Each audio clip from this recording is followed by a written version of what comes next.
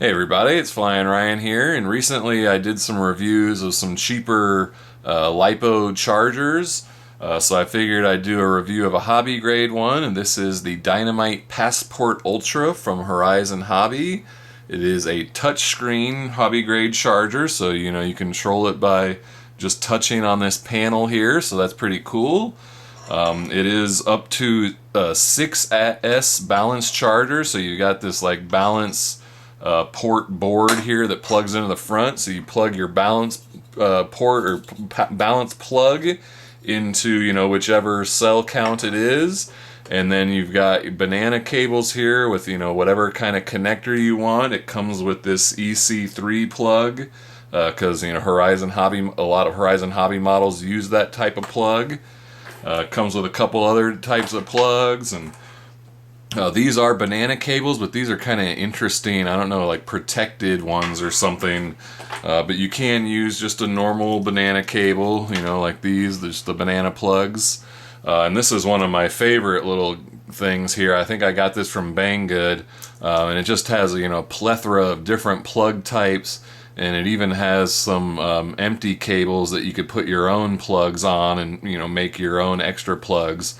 But a lot of the kind of more popular random plugs here. So I like to have this because it covers a lot of different things.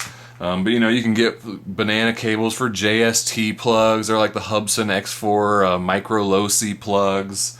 And so, the reason to use a hobby grade charger over like USB chargers and stuff is, they're going to be a lot more accurate and safe. You can set your own charge rate, so you can make sure you charge everything at a 1C rate, which is going to, give you the best overall life for your LiPo battery. That's the healthiest for charging it repeatedly and getting as much lifespan out of it as possible. And since you can set your own rate, you can do that for anywhere from like 100 milliamp hour battery up to whatever 5,000 milliamp hours. And it's got all sorts of different, we'll kind of get it closer to the camera here, all sorts of different chemistry that you can go through.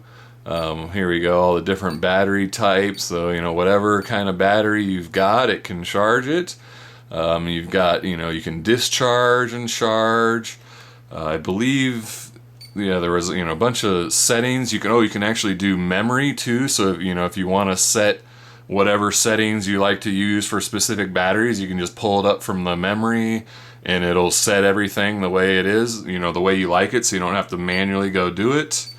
And I found the touch screen works pretty well. There's some times where it can get a little bit hard to press exactly what you want, or misregister your press.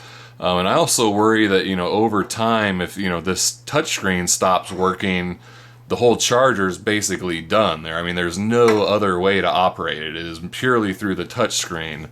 So hopefully the touchscreen works for a while.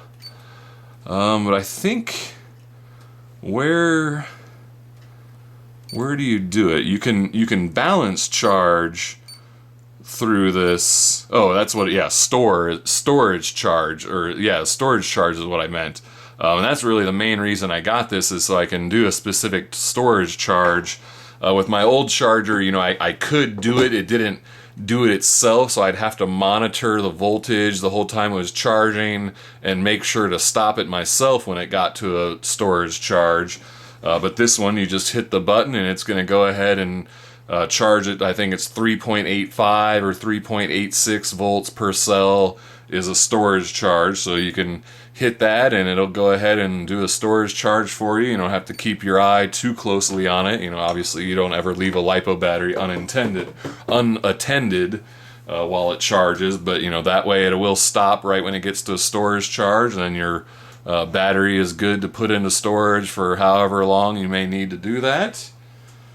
Let's see, it does have an on-off switch on it on the back here, which is nice. Not all hobby grade charger, like my last version of this, didn't have an on-off switch, so I just had to plug it in or unplug it whenever I wanted to turn it on and off.